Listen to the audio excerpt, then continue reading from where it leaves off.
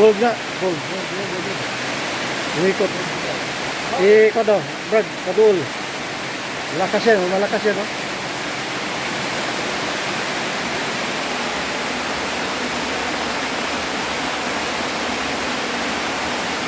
Okay na, Brad.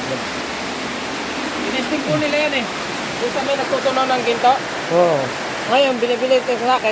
Kukuha na nila sa Kapitolyo. Tinatanong kung saan ko nakuha. Sabi ko, napulot ko lang. Hindi ako nabigyan ng address.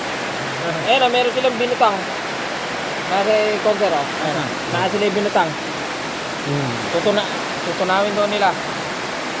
Huwag mo tong, huwag mo ipalam to sa mga kanino dyan kasi artifacts to.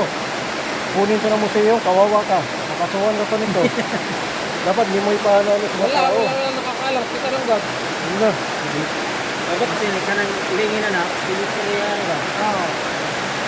Meron ko kaibigan na po, pero hindi ko.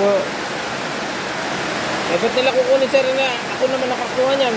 Magtatanim ako. May kasama pa to. Isa na rin makuha. May kasama pa. Ayan na, ito no. Mabaw lang? Hindi, malalim. Dito, nakabalot siya ng itim. Marker to, marker. Itim na parang kuwan. Ang kitra niya, ispalto. Nakabalot siya tapos. Inana ko siya, nilinisan ko, inilabay ko, ginawa kong laruan, lagay ng pera. Ngayon, yung kumpare ko, pare, alam mo ba kung ano yung hawak mo? May malay ko ba dyan?